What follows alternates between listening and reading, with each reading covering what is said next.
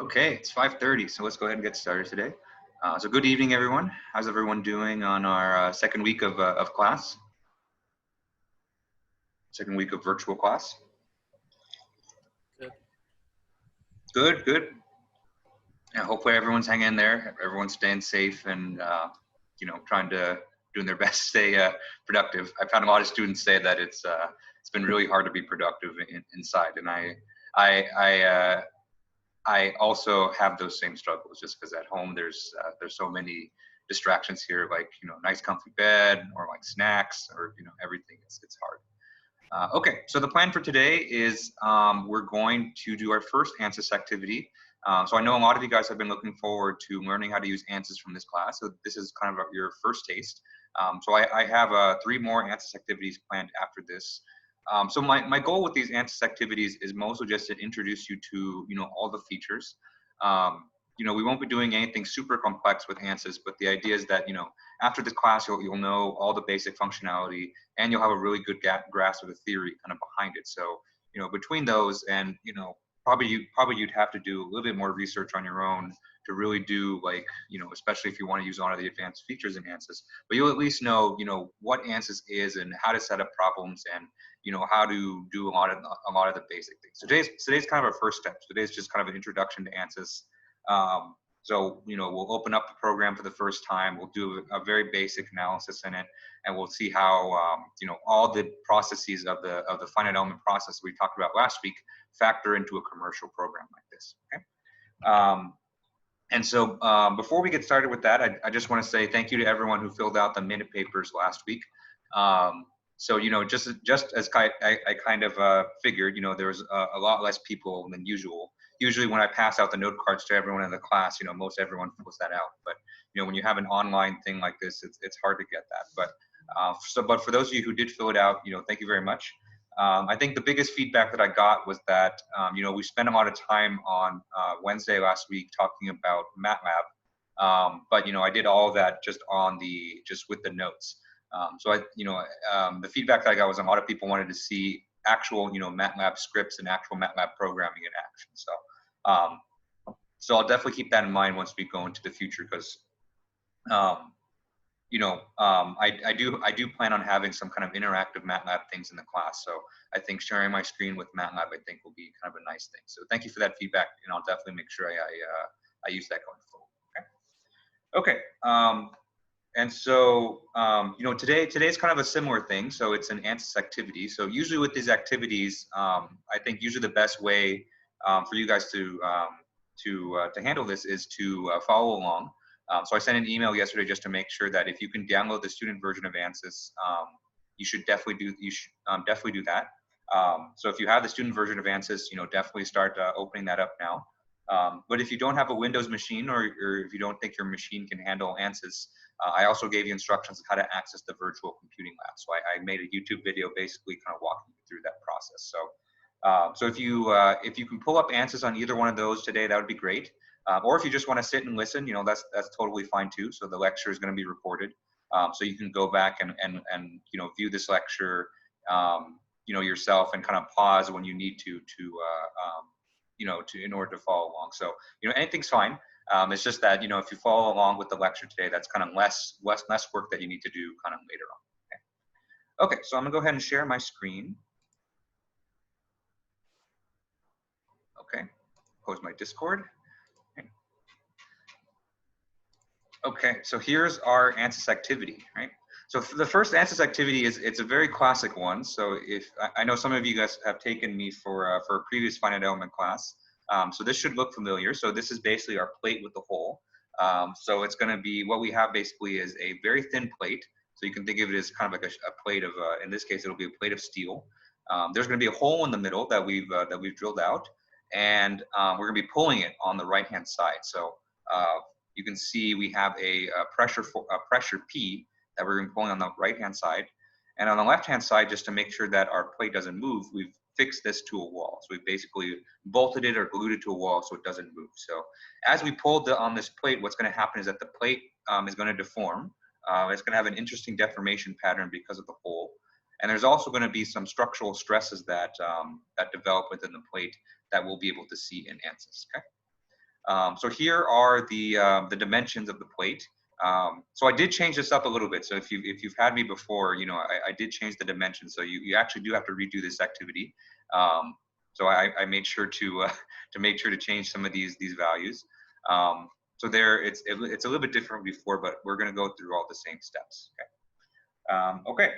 So are there any questions on this activity or just anything before we kind of really jump into it today?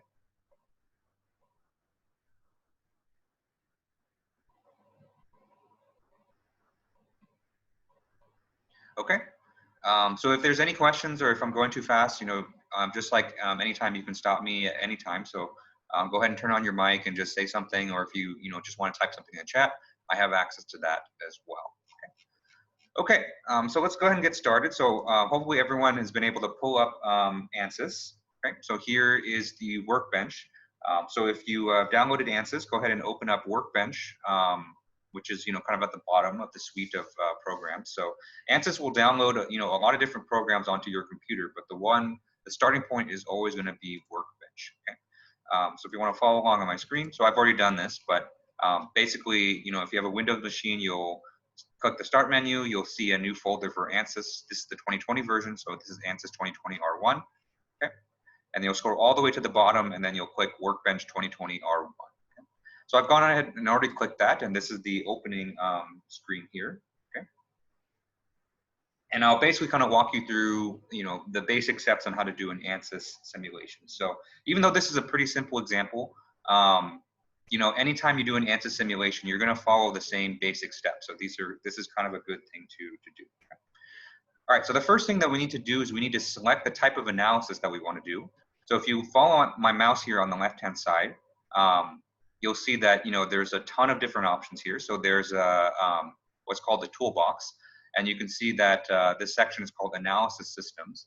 And so what this basically tells you is these are all the different kinds of analysis that you can run within Ansys. Okay? And so we'll be spending a lot of time doing this particular analysis right here, static structural, which is a structural analysis, which doesn't change in time. So that's what static means.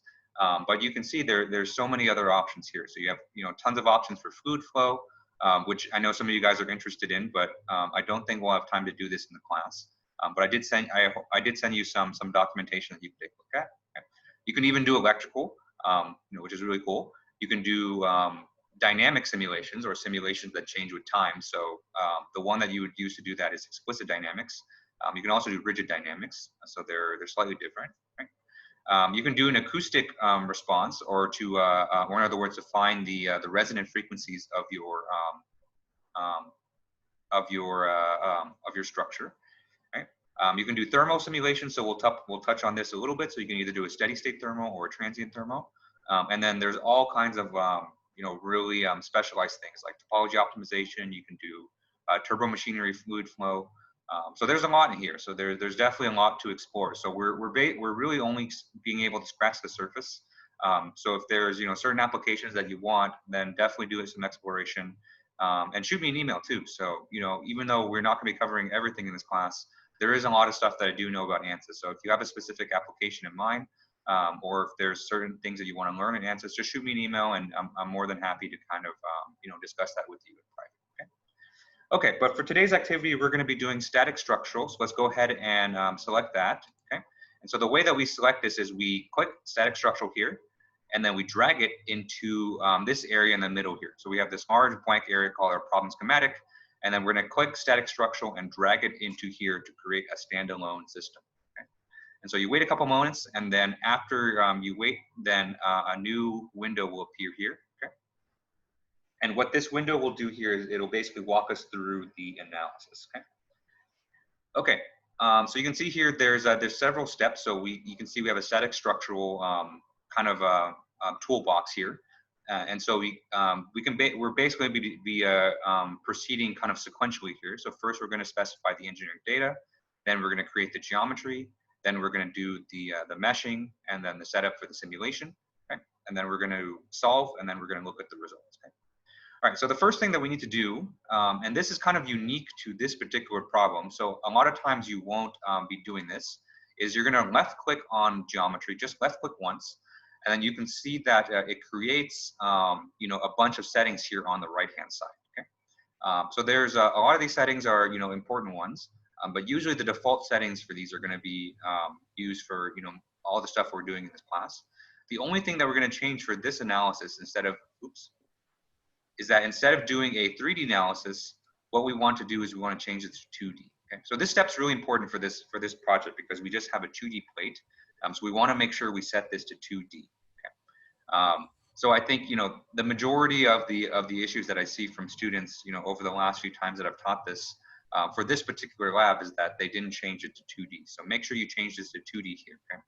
Because that's going to change, you know, quite a few things for our, you know, for the rest of our analysis. Okay? And so go ahead and change that to 2D, and then we can click away and click back, and just to make sure that we have 2D here. Was there a question right now? Yeah. What if the table on the right doesn't show up by default? So if it doesn't show up by default, go ahead and right-click geometry here, and then click properties, and then that should take you to the same place. Okay? So right-click geometry and click properties, and then that should bring it up. Did that work for you? Yeah, it did. Okay, Thanks. great. Yeah. So if this window's not showing up on the right, you can go ahead and right-click geometry and then hit properties, and then that should bring up the window on the right. Okay. Are there any questions on this so far? So everyone's opened up Ansys, and you know we've set a static structural simulation, and we've set the settings to 2D. Right. So that's you know all we've done so far.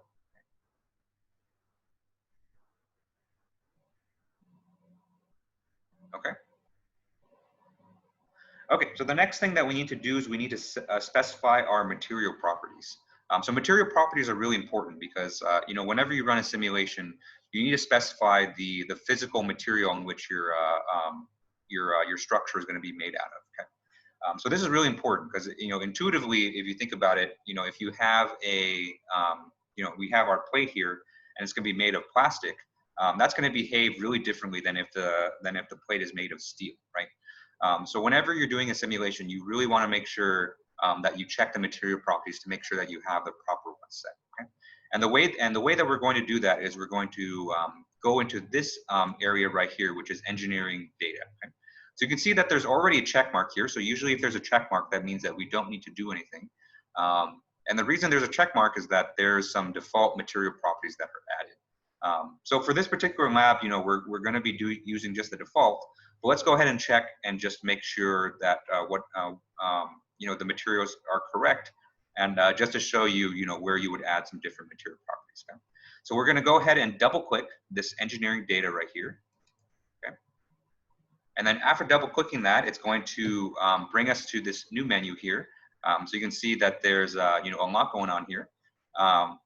But you can see, but what I want to draw your attention to is this area in the middle right here, which is you can think of this as our bill of materials right now. Okay, so these are the materials that we're going to have access to in our finite element simulation. So you can see we have one material here, which is structural steel. So structural steel is the default material within Ansys.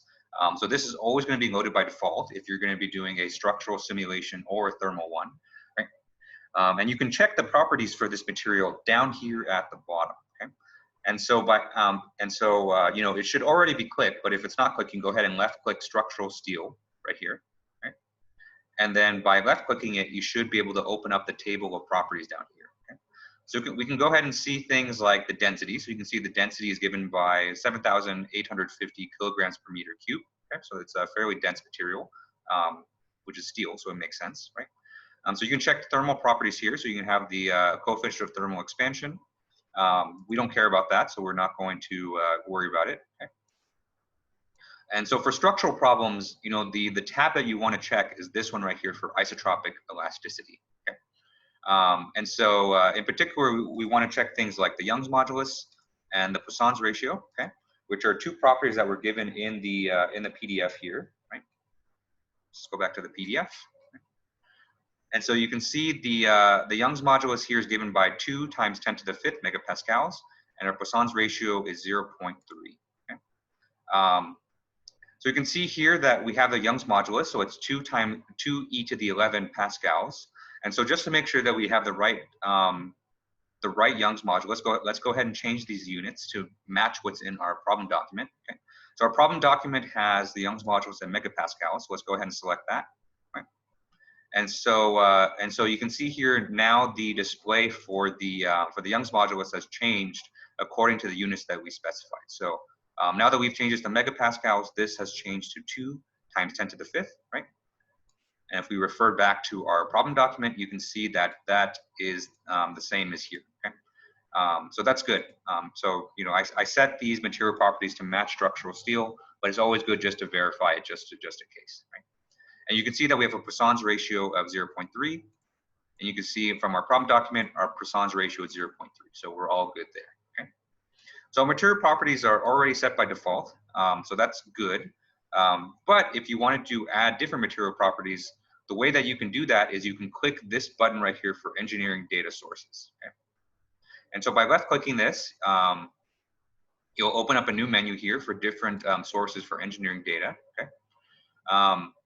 And so let's go down to, let's see, general materials. Okay? So each of these are different category materials. So we have the Granta Designs sample materials. And so for most cases, you want to go to general materials, right?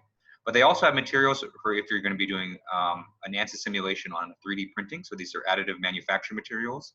They have geomechanical materials, composites, some nonlinear material models here, also some thermal materials and fluid materials. Okay? But for most times, general materials, this is going to be your biggest list of materials here. So say that we, instead of doing a simulation on structural steel, we're going to do one on aluminum alloy. And so if we want to do that, we can go ahead and click this plus sign here. So we've gone ahead and added this material to our project. And we can tell that it's there because there's a book next to it. Right? Or if we want to do a simulation with concrete, we can click this button right here. Okay? And this will add that there. Okay? And they also have things like cast iron, titanium alloy. So it's not the biggest list here, but but it does cover some of the more common materials that you would make for your engineering designs. Okay, so if you're doing a project or if you're doing a simulation that doesn't use structural steel, this would probably be the first place for you to look for different materials, right? And so it's also possible to add custom materials, which is pretty common if you're going to be doing a simulation on a material that's not here. But I think I'll save that tutorial for another time. But for now, we're just going to use kind of the built-in structural steel for this project. Okay. Okay. Are there any questions on the material properties? All right. So it looks like we have a question.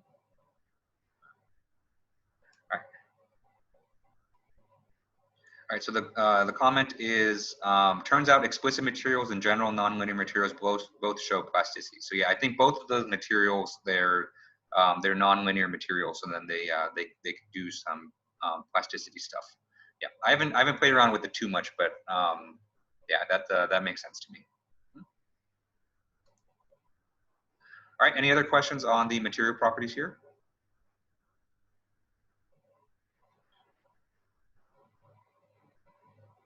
Okay. All right, so don't forget the step. So I think it's easy to kind of forget the step because it's not anything that's too intuitive or not intuitive. It's not very interactive compared to some of the other things that we're going to be doing.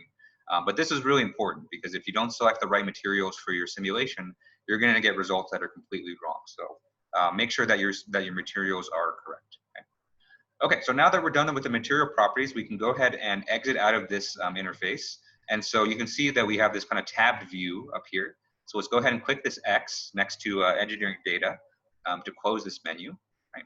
And you can see now that we're back here. Right? Okay, and so now that we're done with engineering data, we're going to proceed down the list sequentially. And so the next step is to prepare the geometry.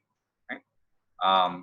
And so what we're going to be doing today is something that's a little bit unique. So usually you won't be doing what we're about to be doing, because a lot of times what you're going to be doing is you're going to be constructing your geometry in a separate CAD software. So we'll think like SolidWorks or something, or CATIA, something that you're familiar with.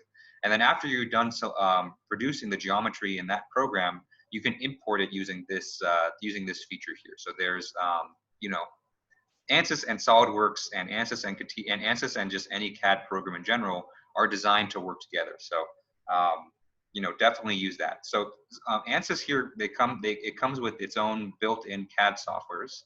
So there's two of them. So there's one called Space Claim and there's one called Design Modeler. So they both kind of suck. So if you have SolidWorks or if you have CATIA or something, you know, or Autodesk, I would definitely use those because those are built to be CAD softwares. The CAD softwares here that are built into Ansys kind of are the bare minimum. They do the bare minimum just to barely qualify as CAD softwares, but you know, they're not going to be nearly as robust or not nearly as easy to use as like, you know, your other CAD softwares. But you know, just because it's convenient to produce 2D geometries, we're going to be using Design Modeler here, which is built in. So go ahead and right-click Geometry and click New Design Modeler Geometry. So you have to be careful because it's not the default. So the default is going to be Space Claim here. So make sure you right-click Geometry and click New Design Modeler Geometry. And so what that's going to do is that it's going to open a new program called Design Modeler where we can construct our geometry. Okay?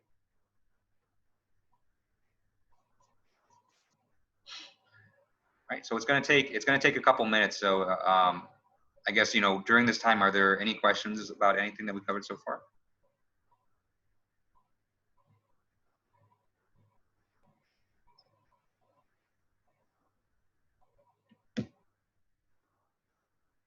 Okay, so let's go ahead and get started with the geometry. So if you've opened up Design Modeler, you should see this menu here. Okay, and so first thing we need to do is we need to center our view. So when you first come in, you can check your view from this coordinate axis on the bottom. But since we're going to be making 2D geometry, let's go ahead and just construct things in the XY plane. And so to do that, you can go ahead and click this positive Z axis. And when you do that, you can, what it basically says is that, you know, we're looking straight on from the Z axis right here. Okay? So you can see here we have our Y axis going up and our X axis going to the right. Okay. So now that we've set our view, let's go ahead and set our units. So if you go back to our problem, our PDF, you'll see that all the dimensions that I give you for the plate are given in millimeters. So it would be useful to work in millimeters. So you can see the default here is meters, you know, which is fine. So you can also, you know, do this in meters and just convert. But I find that it's most convenient to work in the same units as, you know, what's given to you. So let's go ahead and change this to millimeters right here. Okay. Okay. And then let's go ahead and start sketching the geometry. So, you know, where you need to go here is you need to go to this sketching tab here. So you can see my mouse here that's kind of on the left middle of the screen. So let's go ahead and click sketching, right? And then after you click sketching, you can see that, you know, we have a lot of shapes that are available to us here. And then we can actually see our coordinate axes right here too, okay? So this works, you know, basically just like your CAD software. So we're basically going to be drawing our geometry. And so since our plate is a rectangular geometry, let's go ahead and click rectangle here and draw a rectangle. Okay. Hang on, there's a question. So the question is, where was the sketch area? So the sketch area is, you know, the sketching button is actually here on the left side of the screen. And then once you click a shape here, you can go ahead and sketch within kind of the middle of the screen right here. Okay? So make sure that you have the proper view. So click on the Z-axis here to kind of center your view on there. And then go ahead and draw a rectangle here. So it doesn't have to be exact. So we're going to dimension this in a second. But you can go ahead and draw your starting rectangle just like that. Okay? So were you able to define the sketching area and to sketch the rectangle? Okay, great. Okay, so then now that we have our rectangle here, we can go ahead and dimension this guy. And so on the left-hand side of the screen here, we have dimensions. So let's go ahead and click that. Okay.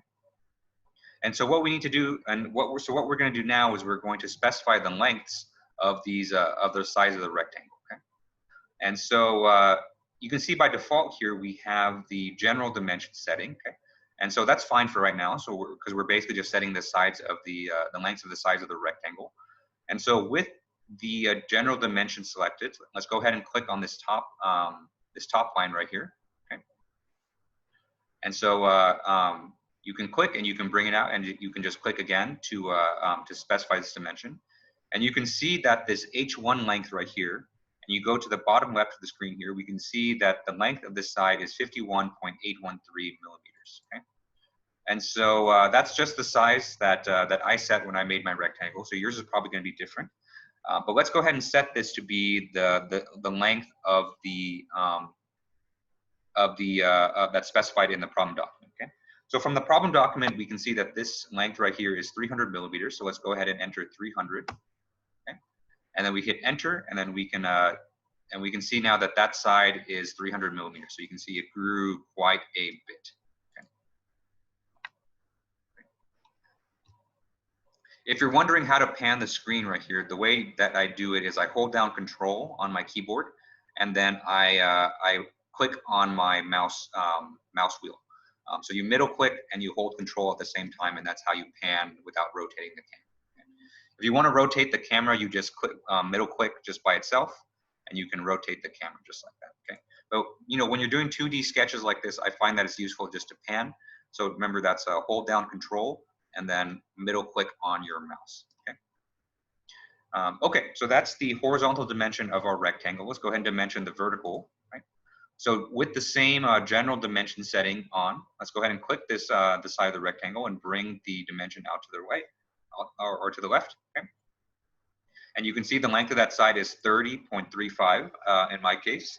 So in your case, it's probably going to be different, but it's okay because we're going to set this to be 200, which is what the problem document says. Okay, okay, so you can see here that we've made our rectangle much bigger. Okay. But now the rectangle has the dimensions that we specified, which is 300 in length and 200 millimeters in height. Okay. All right, any questions on dimensioning?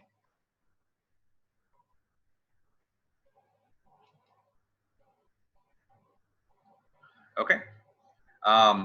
So our rectangle has the right dimensions right now, but it's, oh, question. So the question is, can I dimension the side again? Yes, I definitely can. Okay. So let me go ahead and delete this dimension right here. Okay. And so to dimension the side, you know, we have this dimension setting here. So let's go ahead and click General. Right.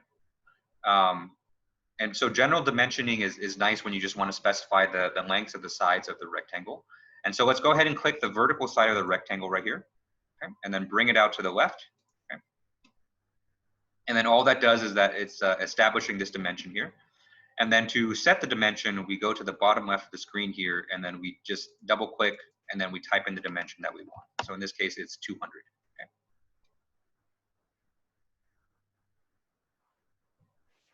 The Milwaukee Bucks and the Miami Heat are playing. Thank you. Thank you. Okay. Does that make a bit more sense? Got it. Okay. Okay, so then now that our rectangle is the right size, so we can actually stop here, but you know, it's useful to have this centered on our origin here. So you can see the origin of our domain is down here. So it would be nice if the origin coincided with the middle of the rectangle, especially since we're going to be drawing a hole in the middle of the rectangle. Okay, and so to do that, we can use the horizontal dimension here. And so let's go ahead and click horizontal. And then let's specify the horizontal distance between this vertical face and the y-axis of our domain. Okay, so we're going to do 2 clicks here. So the first click is going to be on the left side of our rectangle, and then the next click is going to be on the y-axis here. Okay, and so when you do that, you can see that we've created another dimension, right, which is going to be h4, and you can see that this dimension right here is 22.218, which is just happened to be where the rectangle is. Okay? And so to center this, we need to set this to be half of the length of our rectangle. Okay? And so our rectangle is H1, 300 millimeters. And so half of that is going to be 150. Okay? And so when we do that, we can see that our rectangle is moved such that it's now centered horizontally. Okay? And what you'll notice after you do that is that the color for the sides of the rectangle have changed into like a brighter blue. And so what that tells you is that those sides of that rectangle are completely constrained now. Okay? And so it's their length is prescribed, and its horizontal position is also prescribed here. Okay, so we can do the same thing with the vertical. So let's go ahead and click the vertical dimension here. And then let's set the vertical distance between the x-axis and the bottom side of our rectangle here. Okay, so after we do that, we can see that this length right here is 13.708 millimeters. Okay? And so we can change this to be half the length. And so the vertical side of our rectangle is 200 millimeters. And so half of that is going to be 100. Okay. And so by adding those two dimensions, we've gone ahead and centered our rectangle on our origin, which makes things just a little bit more convenient. Okay, are there any questions on that, on centering the rectangle using the horizontal and vertical dimensions?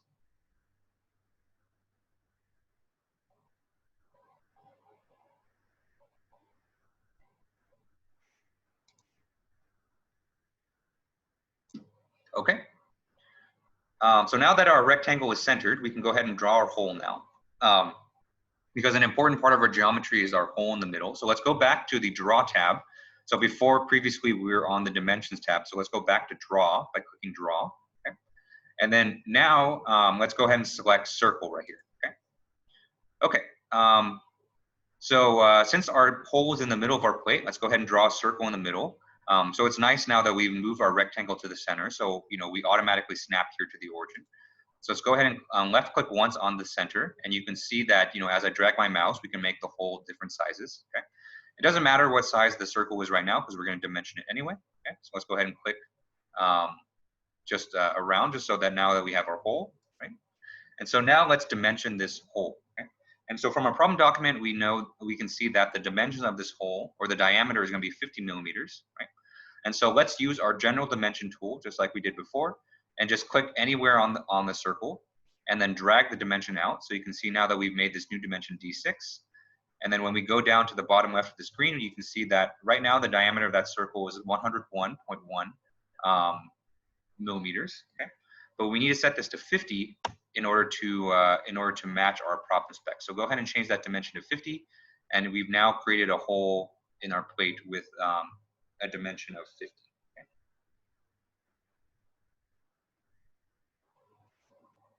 Okay. And so now that we've sketched out our geometry, and so now we need to start preparing it for simulation. Okay. Okay. So let's go back to the modeling tab. Okay. So we're done with the sketching here, so we don't need to do any more sketching. So let's go ahead and click modeling right here on the left-hand side. Okay. And then that brings us back to this menu right here. Okay. And you can see, if we expand the XY plane, we can see that we have one sketch here, which we just did for this rectangle.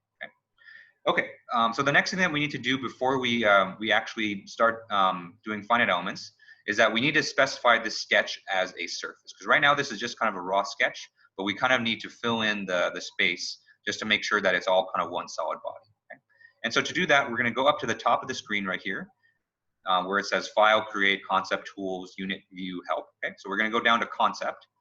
And so you can see here that there's several different concepts that you can do, right? And so the one that we want for our simulation is this one right here, surfaces from sketches, right? So let's go ahead and click that, right? And then once you do that, you can see that we've created a new object right here. So this is a surface sketch, okay? So that's what this stands for, surface SK1, right?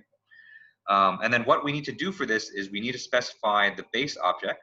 And so for the base object, we're going to select our entire sketch. So our entire sketch is selected from this guy right here. So let's go ahead and click Sketch 1, which selects all of the rectangle and the circle that we just did. Okay. And then what we're going to do on the bottom left right here is we're going to click Apply. And so your menu probably looks like this under Base Object. So let's go ahead and click Apply for that. Right. Okay. And so what this will do is you can kind of think of it as almost like extruding the surface out, a little bit. Okay. And so we need to set a thickness for this extrusion. Okay. So right now it's 0, and so we need to specify this because it's impossible to have 0 thickness. Right. And so from our problem document, we see that we have a thickness of 5 millimeters. Okay. Okay. And so just to kind of walk you through that again, we went up to concept right here. We went to surfaces from sketches. Okay. And so by clicking that, we created a new surface sketch object here, right? So the first thing that we did was we specified the sketch in which we want to create a surface for. So we clicked our sketch right here, and then we clicked apply, right? And then after that, we specified the thickness here of 5 millimeters. And so after we do that, we can go up to this button right here, which is generate. So the symbol here is a lightning bolt, and then the word here is generate. So let's go ahead and click that. Okay. And then it's going to take just a brief second, and then after that, you can see that we have our plate here. Okay. And so all of the the area around this is filled in, except for our hole. Okay. So you can see here that we have our geometry, and then it's now ready to do for finite elements. Okay. All right. Are there any questions on this before we move on to meshing?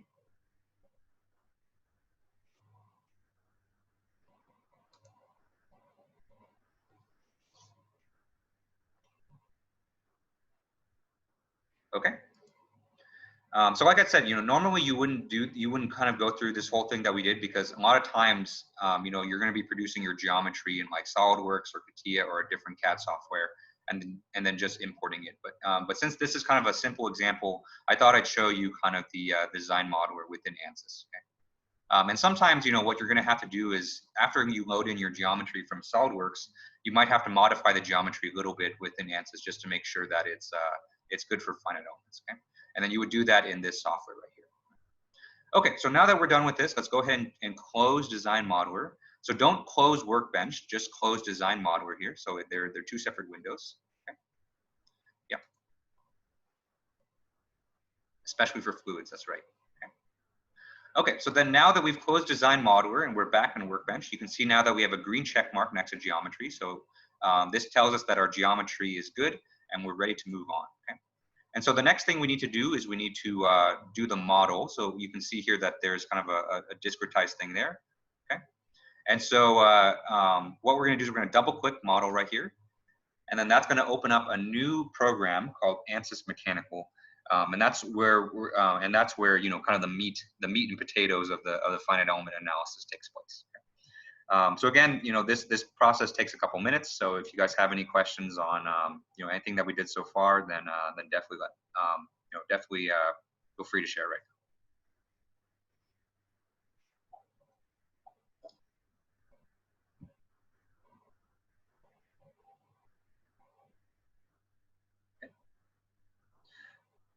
So you can see here that Ansys Mechanical is opening up. Okay. And so it's still loading. So you can see that we have the window here, but what it's doing is that right now it's attaching our geometry.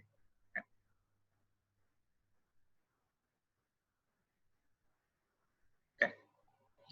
And so after a brief moment, you can see here that we have our geometry. Okay. So this is the plate with the hole that we created in Design Modeler. Okay.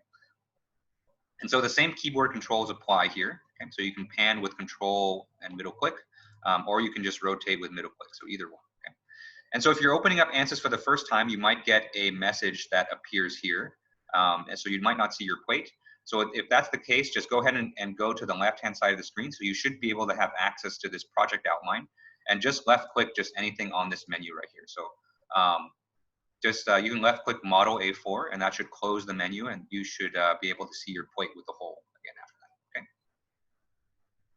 All right, so was everyone able to open Ansys Mechanical okay, and was everyone able to attach their plate with the hole?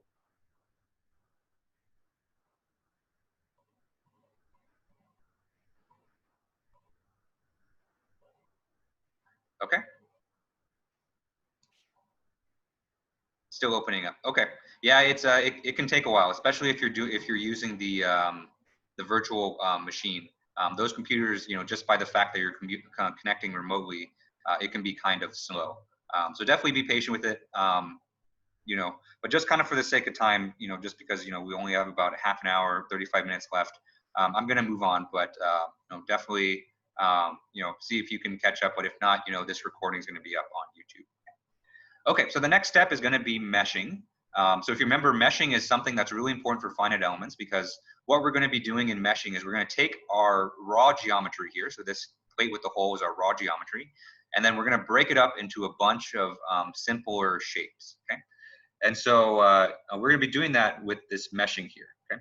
So you can see right now the meshing has a lightning bolt.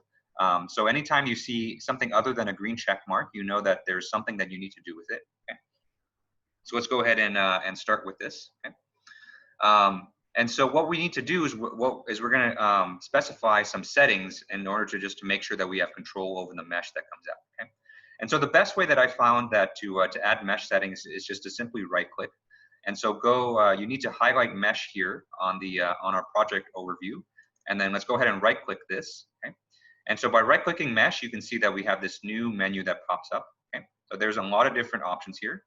Okay. But the first thing that we're going to do is we're going to go to Insert, because we want to insert some settings for our mesh. Okay. And so the first thing that we need to do is we're going to need to specify the meshing method. So let's go ahead and click Method right here. So right-click Mesh, and then go to Insert, and then click Method. Okay. Right. And so what that'll do is that it'll create a new automatic method object here. Okay. And then what you'll notice is that the bottom left-hand side of the screen should change too. So you should see that when you left-click Automatic Method, then the bottom left will say Details of Automatic Method. Okay. And so now what we can do from here is we can change the meshing settings for this plate. Okay. And so the first thing we need to do is we need to specify the geometry. And so we need to specify basically the body on which we want to specify this mesh settings. Okay. And so since we want to specify this mesh setting for the entire geometry, let's go ahead and left-click the plate. You can click anywhere. Okay. And then the whole plate should turn green. Okay. And then on this geometry selection here, what you're going to do is you're going to left-click once, and then you're going to bring up this menu for either Apply or Cancel. And then we're going to hit Apply. Okay. And then after you did that, you can see now that the geometry here is specified to one body. So it's no longer yellow. So you can see that we have specified the body. Okay. And so the next two things that we're going to specify here are the method and the element order. Okay. And so the method here basically this determines the shape of the elements that we're going to do. Okay. And so we're going to be doing the default here first, which is Quadrilateral Dominant. And so what that'll do is it'll create a mesh with basically squares and rectangles. So there would be four-sided elements. And so for geometries that kind of look like this, which is already kind of like a rectangle, picking an element that's kind of relatively the same shape as this is usually a good idea. So we're going to do Quadrilateral Dominant. Okay. But in the activities or the problems that I want you to do afterwards, I want you to try doing the same simulation but with a triangular mesh. Okay. But for now, we're just going to do quadrilateral. Okay. Okay. And so the next thing that we need to do is we need to specify the element order. So we haven't gotten far enough in the class to really understand what this means. But for now, I want you guys to click quadratic. Because usually the standard practice for structural simulations like this is to pick a quadratic element order, because that usually gives you the best performance. But again, we'll come back to this as we go throughout the class, and we'll talk about what this actually means. So basically, what we're specifying here is the the order of the function, and so you can either pick a linear function or a quadratic function. But for structural simulations, quadratics usually performs the best. Okay, so that's the meshing method. So we specify the element shape and we specify the element order. Okay? And so the next thing that we need to do is we need to specify the size of our mesh. Okay? So let's go back to the project overview, project outline here. Let's right-click mesh and let's go to Insert. Okay? And so the next thing that we want to do is we want to specify the size. So let's go ahead and click Sizing right here. And so the same thing is going to happen. So we're going to pick we're going to see the bottom left of the screen change. Okay. And so first thing we need to do is we need to select our geometry. So let's do the same thing that we did before. So let's go ahead and left click our plate here and then hit Apply for the geometry. Okay.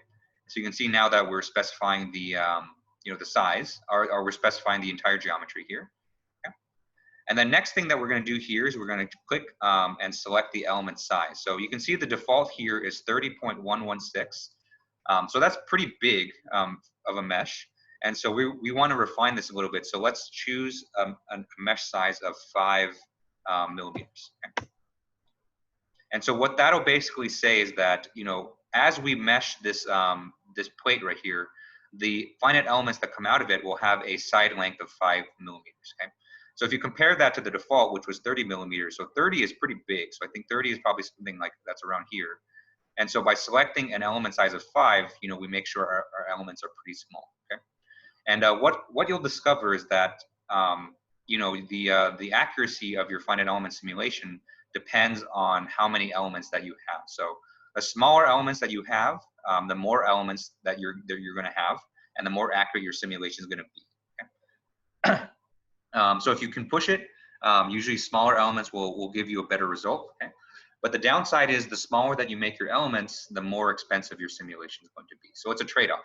And the way that you trade that off is by changing the size of our mesh. Okay, so before I apply the next step, just so you guys can see, let's go ahead and generate our mesh. Okay, so let's right-click our mesh and then click Generate Mesh right here. And so what that'll do is that'll take our meshing settings and it'll generate our mesh. Right? So it'll take a little bit of time. Okay. And after the meshing's done, you should see something that looks like this for our mesh. Okay. So you can see here that our geometry right here has basically been replaced by a collection of all these tiny little squares. Okay. And so the size of these squares, it's a bit hard to tell, but the size of these squares are 5 millimeter by 5 millimeter because that's what we specified here for the body size. Okay. And so just to kind of show you, the effect of the mesh size, so let's double the mesh size here. So instead of 5 millimeters, let's go ahead and change this to 10. And then let's right click here and then generate the mesh again. Okay. Right. And so if you change the mesh size to 10, you can see that our mesh elements here have gotten a little bit bigger here. Okay. And so with bigger elements, we can see we have less elements overall, just because we have bigger elements. But generally, we expect this to be less accurate than if we had smaller elements. Okay. So let's change this back to 5. Let's go ahead and generate this again. Okay. And now we're back to our fine mesh. Okay. You see a hexagon, okay. So there's someone that sees a hexagon. So hopefully, it should be mostly squares, or it should be mostly rectangles here. You might see a triangle or two, but you shouldn't see hexagons. Hexagons would be a little bit strange. So maybe we can talk afterwards, and you can kind of show me what your mesh looks like. But it should either be a rectangle or a square mostly, with a few triangles that are mixed in, just because we have this whole geometry here.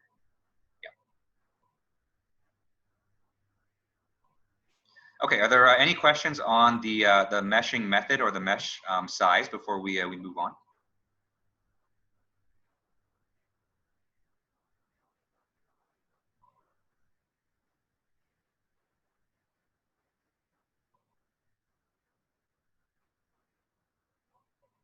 Okay. So there's one more meshing setting that I want to show you guys, and this is useful, in case there's an area of the geometry where you want to refine your mesh. Okay. So remember, the more refined you have your mesh, or the more elements that you put in, the more accurate the simulation is. But that usually is determined on a local scale. Okay. And so since we have this hole in the mesh right here, this is kind of an area of intense interest for us, because we want to see how the stresses and the deformations, they evolve around the hole. And so, we want to really make sure that we get the simulation accurate around this area of the hole right here. Okay. So it would be really nice if there's a way to refine our mesh around here to make sure that we have a more refined mesh. But we may not want to change the mesh elsewhere, because we don't want the simulation to get too crazy. Okay? And so the nice thing about Ansys is that we can do that. So let's go ahead and right-click Mesh and go to Insert, and then let's choose this option right here for Refinement. And so what Refinement will allow you to do is it'll allow you to refine your mesh in a small local area of the mesh. Okay? So let's go ahead and click Refinement. Okay. And so that'll change this area right here. Okay. And so we need to select the area of our mesh where we want to refine. Okay. And so, right now, if you select the geometry, you're going to select this entire plate right here, right? And so that's not what we want. We don't want to select this entire plate. We just want to select this area around the hole right here. Okay. And so we need to change our select mode. So, so this area of Ansys might be a little bit hard to see, but what this area right here allows you to do, it allows you to select different kinds of geometry. Okay? And so right now, what we've selected here is face mode. And so what this mode does is that, it allows us to select entire surfaces or entire faces. So that's why when I mouse over this area right here, you can see that the entire area of the plate kind of lights up. Okay. And so we don't want this. We don't want to select this entire area. What we want to do is we just want to select this edge right here that's around this hole. Okay. And so if we go to the next option right here, we can see that the next option is edge. So that allows us to select an edge in our model. Okay. And so that's what we want. So let's go ahead and select that. Okay. And so after we select edge, we can go ahead and click this edge right here. Okay. And you can see, it's a little bit hard to see, but you can see that the edge has kind of lit up in green. Okay. So that means that we've selected that edge. And then let's go ahead and click apply right here. Okay. And so we can see after we've clicked apply, we can see that we have one edge, and that one edge is indicated by this small arrow right here for that edge. Okay. And so if you're curious, there's other select modes here. So there's you can select a vertex, and so if you just wanted to select a single point within your geometry, you can do that here. Okay. Or in other ways, you can select an entire three-dimensional body. So this isn't that relevant for this project because we just have a two-dimensional plate. Okay. It looks three-dimensional just because there's elements there, but normally it's just a two-dimensional plate. Okay. But for three-dimensional objects, this body select mode might be useful. Okay. And so this bar, even though it looks a little bit inconspicuous, this is kind of going to be a really important part, especially as we do kind of more complex Ansys tasks. And you want to select a certain area of the geometry. You want to make sure that you're on the right select mode. Okay. Okay, so let's go back to the refinement here. So you can see we can select how much we want to refine. And so the scale here goes down, has a lower bound of 1 and an upper bound of 3. Okay. And so we want to make sure that this is really well refined. So let's change this to 3. Okay. And then after we've selected the refinement, we can go ahead and generate the mesh again. Okay. And then after the mesh is generated, you can see here now that the mesh around this hole is really well refined. So we have, fairly small squares outside here in the parts of, that's far away from the hole. But as we get closer to the hole, you can see that we have this cluster of even smaller squares that are around that area. Okay. And so that's going to be really important because, having a really refined mesh here with really small elements, that will basically make sure that this area right here will be really accurately well simulated. Okay. Okay, so that's all I wanted to talk about for the mesh for this one. So are there any questions before we move on? Okay. All right. So the question is, how does it know when to start making smaller squares? That's the beauty of the refinement. So the refinement, what it does is that you select a certain area of the mesh that you want to refine, and then it makes all the elements in that area smaller compared to everything else. So the area in which it does make the squares smaller, it depends on the size of the mesh in that area. It depends on the geometry too, but it usually picks it pretty intelligently. As to the size of how wide of an area of smaller squares that it does. Was there another question? I heard someone turn their mic on.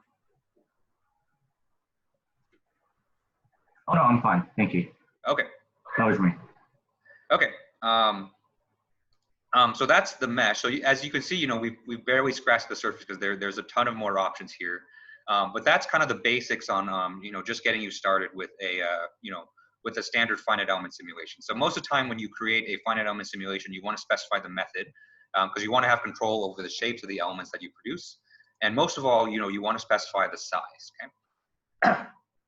Refinement is a little bit optional because not all the time you want to do refinement, but it's useful in a lot of cases. So that's why I wanted to show you here.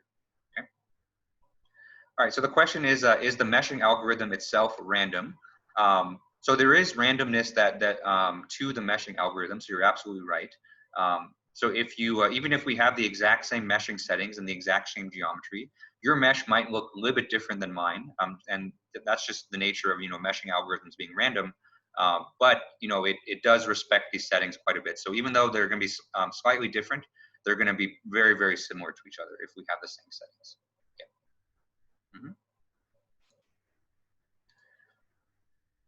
Okay, so there's one more thing I want to show you with the mesh, just because you're going to need it for the problems later, and that's to check the statistics. So to check the statistics for your mesh, you can go ahead and left-click the mesh heading right here, and then click this plus arrow right here on statistics, and then from here you can see the number of nodes and the number of elements. Okay? And so it's always good to, whenever you're doing finite element simulations, it's always good to be cognizant of the number of elements in your simulation. First of all, for specifically for this class, you know, with the version of Ansys that we're working with, we can only have a certain maximum number of elements before Ansys says you need to buy the premium version of Ansys to continue. So and that number is 31,000, so we're still, you know, pretty good here. But second of all, you know, the computational cost of your simulation is usually directly correlated to the number of elements. So it's always good to know the number of elements. And you know, if you're ever doing finite elements professionally, this is something that your manager or your team is always going to ask you: is how many elements are in your mesh? So it's always good to have this number handy and to kind of know what that number is for your simulations. Okay. So that's with the mesh. So you know, we spent quite a bit of time on that because the mesh is really important. And so I'd say the next most important thing for your finite element simulation is your boundary conditions. Okay? And so your boundary conditions are extremely important because these are basically going to be the inputs to your simulation. Because right now, you know, we have this beautiful mesh, but the plate here is just sitting there doing nothing. So it's, you can imagine, you know, you have this plate with the hole in your workshop, and it's just sitting on the floor in your workshop, and nothing interesting is happening to it because it's just sitting there. Okay? And so to make sure that something interesting is happening to our simulation, we need to specify boundary conditions. Okay? And that's basically going to be your constraints, which are going to be, for most of the time for this class, are going to be fixed supports. So we're going to fix, you know, the plate to certain areas of, you know, just to make sure that they don't move. And our boundary conditions are going to be load. So those are going to be forces that we're going to apply on the on our geometry. Okay? And so we have two boundary conditions that we need to apply here. So on the left, you know, you can refer back to our problem document. So on the left-hand side right here, we're going to have a fixed support. So we're going to make sure that this side of the plate is not going to move. Okay? And the other boundary condition is a pressure force on the right, which is going to simulate, you know, us pulling the plate apart. Okay? So first, let's do the fixed support. So let's do the fixed support on the left. And so to add boundary conditions here, you're going to right-click on static structural, okay? And then you're going to insert, right? And you can see here, after you hit insert, there's a ton of different boundary conditions that you can apply, okay? But the one that we're going to do for this lab is we're going to do fixed support, okay?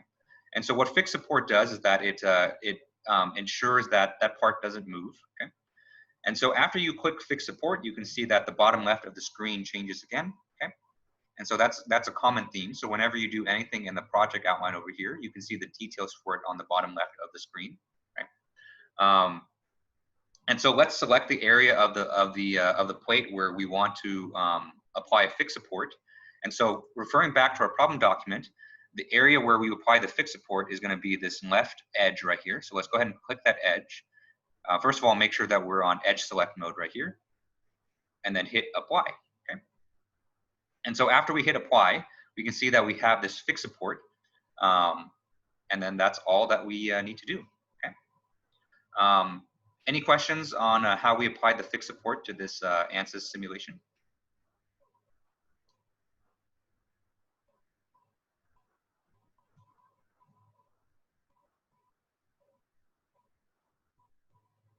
Okay, so that's the fixed support. So that's our first boundary condition. So now that we have our plate constraints, or you know, now that we've fixed this plate, you know, it's not going anywhere. But in order to actually produce something interesting, we need to actually apply a force or a pressure in order to, you know, have some deformation and to have some stresses. Okay, and our force in this case is going to come on the right-hand side. And so the way that we're going to do this is we're going to apply a pressure force on the right over here, and it's going to be tensile. So we're going to be pulling the plate apart. Okay, and so we're going to return to static structural here, A5, and we're going to go to insert. Okay, but instead of a fixed support, we're going to create a pressure object. So let's go ahead and left-click pressure, okay? And you can see that it's created a pressure object here, okay? And just like we did before, we need to select the geometry in which we're going to apply this pressure force. And so just like before, we're going to left click on this right edge over here. Okay, so we're going to go ahead and hit apply. Okay, and so now Ansys knows that we want to apply a pressure force on this right edge. Okay, and so now we need to specify the magnitude of this pressure force. Okay, and so from the problem document, we can see that you know, we have a pressure force of 1 × 10⁴ megapascals, and then it's tensile in nature. Okay. And so one thing that I like to do is just to make sure I have control over the direction of the force. I'm gonna change this setting here called defined by. So right now the defined by is set to normal 2. Okay. And so what that means is that, you know, say that we set this setting here. So let's say that we have 1E4. Okay. And so we've set the magnitude equal to 1 × 10⁴ megapascal. But, you know, right now, since we have this setting as normal 2, what that's going to do is that it's going to set the normal force, and it's going to be compressive. So it's going to be going towards the plate. Okay. Because this normal 2 just specifies the force going normal to the surface there. Okay.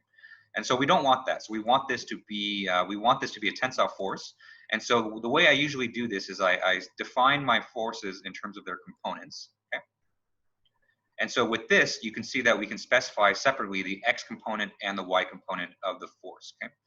And so you know, I'll refer back to our coordinate axes right here. So the positive x direction is going to the right, and our positive y direction is going up. Okay. And so since we want this force to be tensile, we want to set the x component of this force to be a positive 1e⁴. Okay. And you can see that after we've done that, it's a little bit hard because this arrow is in the exact same place, but you can see that this arrow right here for our pressure force is going to the right. And so this is going to be a tensile force. Okay. Okay, so now we've applied our boundary conditions. So we have a fixed support on the left and a pressure support on the right. And so now we're ready to run our simulation. Okay. So are there any questions on this before we move on to the next step?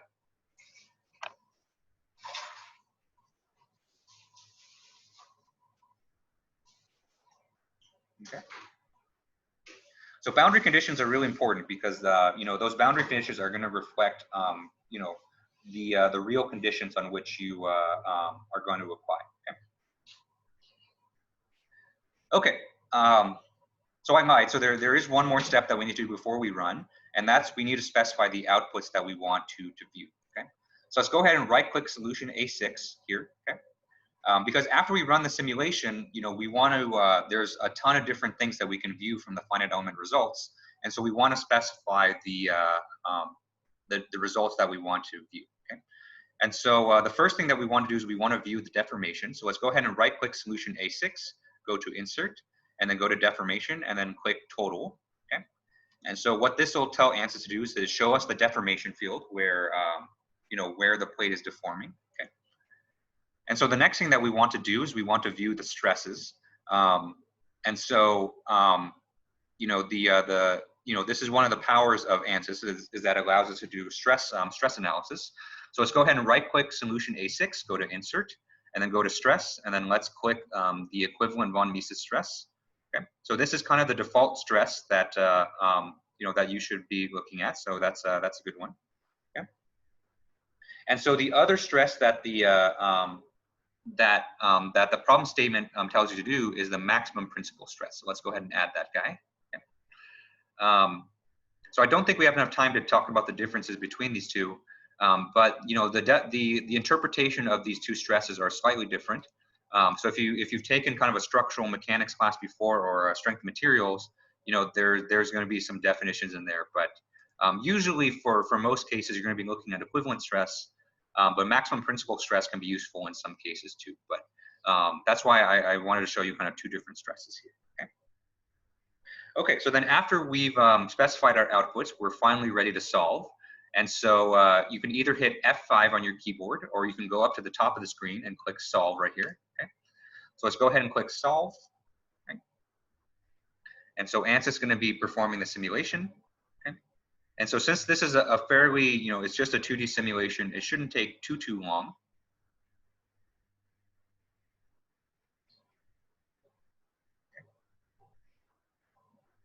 If this is your first time running an Ansys simulation, you might get some Windows security warnings. So go ahead and, give Ansys access to all your personal information. So trust me, it's fine. I'm just kidding. It's it's just asking for permission to access certain things in your computer, but it's not your personal information. Okay. And so after you've run the simulation, we can see the results. Okay. And so what happened here was I specified the wrong deformation field, and so this might occur. And so if you click the total deformation and you're only viewing the deformation here on the right, let's go ahead and fix that. So let's go ahead and delete this deformation. Okay. And let's go ahead and create another one. So let's go ahead and insert total deformation. Okay. Right. And then, you want to make sure that the geometry here is set to all bodies, okay? And so if you have that kind of weird deformation field where you just saw it on the right-hand side here, then go ahead and delete that total deformation output and create a new one. Okay, so let's go ahead and solve again, okay? And you can see now that the total deformation field looks different. So you can see here that we can see the deformation all throughout the plate, okay? And so, the plate here is going to be colored by, the magnitude of the deformation. So you can see all the cool colors here. So everything that's blue, so these are going to be the lower deformations. So you can see on the left-hand side of our plate right here, we have basically very low deformation. And the reason for that is, remember, because we fixed the plate over here, so we have a fixed support. Whereas on the right-hand side, which is where we're applying our force, we have a high amount of deformation here. So intuitively, that makes sense to us. Okay. And so the other thing I want to draw your attention to here is the scale, right? And so if you want to exaggerate the deformations just so you can see, you can go up to this upper part of the screen right here, and make sure that you're on the results tab here, and you can change the scale of the results. Okay. And so right now it's actually pretty close to reality. So the deformations that you're actually seeing here, you can see the plate's kind of deformed a little bit. That's pretty close to reality. So you can see it's only increased the deformations by 10%. So you can see this is a 1.1 scale. But you can increase this if you want to exaggerate the deformation. So you can see I've increased this to 5.4x, okay, or 5.4 times, okay. And you can see here that the deformations are much more exaggerated. So if you actually wanted to see your plate actually deform, you can play around with the scale up here and actually change the scale. Okay? So you can either go to 1.1, or if you don't want to see it deform at all, you can go to undeform, which is 0 right here. Okay? You can go to true scale or auto scale. Okay? But this is just for visualization purposes. So depending on how you want to view results, you can change the scale up here, and that's usually up to you. Okay? So that's the total deformation field. So this tells you how much the plate is deformed. And you can see the maximum deformation here is given by the red, and we have a maximum deformation of 16.848. And in this case, the units is millimeters. Okay? And so when I ask you to find the maximum deformation, you just have to look at whatever the maximum number here is on the color contour scale. Okay. Okay. So now let's look at the stress field. Okay, which is a little bit more interesting. Right. So you can see here that after you click equivalent stress, we can see the stress distribution within the plate. Okay? And so you can see here we have a maximum stress of 33,068 megapascals, and that's concentrated around the hole. So you can see here that the stresses are going to be concentrated mostly around these upper edges of the hole right here. Okay? And of course, you can use your mouse. You can zoom into certain areas if you want. Okay. And then the same thing here, if you want to view it undeformed, you can do that as well. Okay. All right, are there any questions on running the simulations and viewing the results? I'm having issues with mine. Okay, so what issues are you seeing? My total definition mass is wrong. I think I put some wrong parameter setting because I don't get 16.848. Oh, okay. Are you just seeing different numbers, or are you not seeing a deformation field at all? No, I'm just getting different numbers. Okay. Yeah, just check. Check. Check to make sure that your boundary conditions are okay. You double check your material. So just double check to make sure that you're using structural steel here. Okay. And just and check your geometry too. Just make sure all of that's the same. But it's all walk through on the PDF. So just make sure just all your numbers are kind of the same as the PDF over there. But if you reach the end and you see an actual total deformation field, that's good. But if your numbers are off, just make sure that your boundary conditions and your geometry and everything has all the same numbers. But if you're getting this deformation field, then that's good.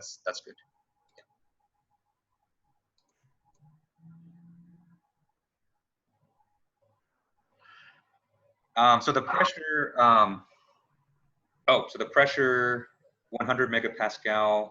So the screenshots might not be updated, but I'm going off the stats that are on the top of the PDF. Yeah. So if you go up to the top of the PDF, I have all the properties there. So I might not have updated all the screenshots because I updated the numbers for you guys, but some of the screenshots might not be updated. So if you look in the PDF, you actually notice that the hole looks a lot bigger than what we have here, and that's because that's come from like an older version of this activity. But if you're going off the numbers, then go off the numbers from the top of the PDF. So I changed the loading so that it's 10,000 megapascals instead of just 1,000. So yeah, make sure that you're using those numbers instead of the ones from the screenshot. Oh, that's why. Yeah, make sure all your numbers they match from the top of the PDF, not from the screenshots throughout, but from the top, because I changed the numbers from the top of the PDF just for you guys, because some people in the class have done this activity before, so I want to make sure it's at least a little bit fresh for them. Yeah. Mm-hmm. All right. Are there any more questions, or are people able to get this result, or close to it? Are they able to get a result from Ansys? The numbers, you can go back and check later. But the important thing from today's lecture is just to go through the entire process of like geometry, mesh, boundary conditions, results. Yeah. Same result. Great.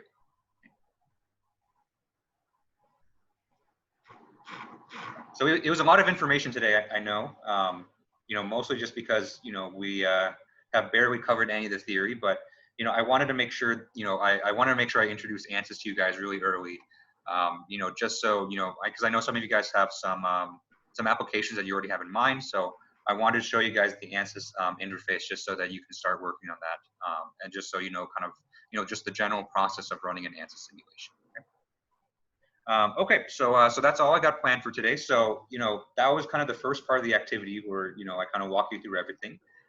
But if you look at the problem PDF, you'll see that there's some things that I want you to try out just to give you some more practice getting used to the Ansys interface. So the big one will be problem 2. And so problem 2, what I want you to do is I want you to kind of play with the settings a little bit, just to just to kind of play around with some of the stuff. Okay. But I did notice that there's some typos. So let me update some of the typos in problem 2 before you get started on it. And I'll have that up within just a few minutes because it's they're small. But they can be confusing if you follow along today. Okay. Okay, so I'll stick around for if there's any more questions or if people have kind of individual things, individual issues with Ansys. But if not, that's all I got for you guys today. So thank you guys for tuning in today, and I'll see you guys on Wednesday. All right, so the question is, what are some of the limitations of the student version compared to the professional? So the student version will place a really heavy limit on how many elements you can have in your mesh. Okay. So if you go back to our mesh statistics, you can see that we have 3,146 elements. And so for 2D simulations, it's very difficult to run up the element count just because it's a 2D geometry. But for 3D geometries, what will happen is that it's really easy to run up the element count.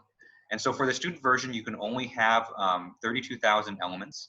And if you have a mesh that has more than 32,000, it'll basically say that you need to buy the premium version of Ansys, which is several $1,000s. Yeah, so that's the main limitation of the student version. Yep. Any other questions?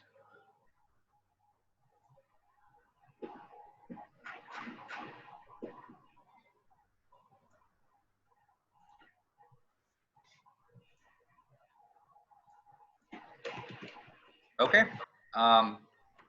So thank you, everybody. So that was our first Ansys activity. It was kind of a very much a crash course.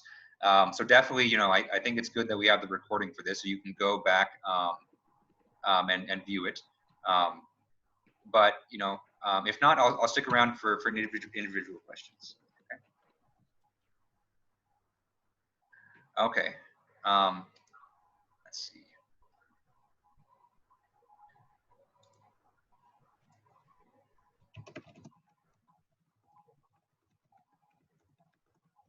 All right, thank you, everybody. So if you have questions, I'll stick around, but if not, you guys are free to go.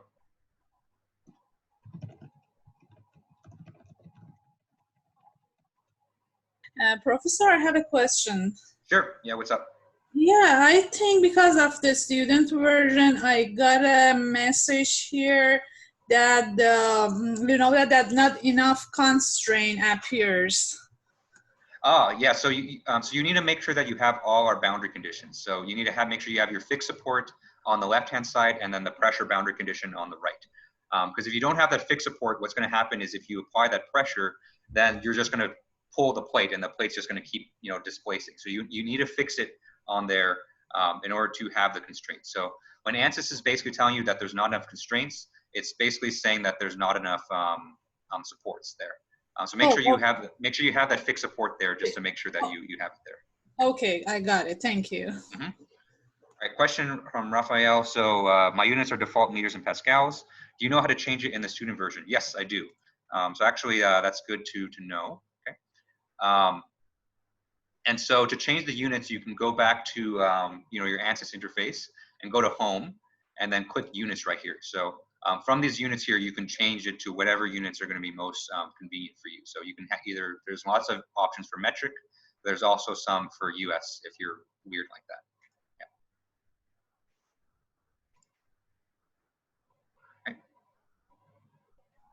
Professor, can you go to your pressure tab? I want to see your settings. Sure. Which one see? Okay, pressure, components. Yeah, so probably I think if you downloaded the student version last night, so you might have 2020 R2, so that's totally fine. So that's you know, I'm using 2020 R1 just because I downloaded this earlier this year, but if you're using the more recent version, that's totally fine too. Even if you have an earlier version from like 2019, for whatever reason, that's fine too. So you know, everything that we're doing is fairly basic Ansys stuff. So usually between different versions, they just change very small stuff. So you know, it's not going to affect us in the class. So any version of Ansys that you have will be good. So I guess the issue with me, because I got the R2, I have more settings under pressure. Like mine says applied by, and it says surface effect. I could change it. I don't know what to change it to. I don't know why it's like that. Okay. Hang on. Let me stop sharing and let me stop recording. Yeah, no problem.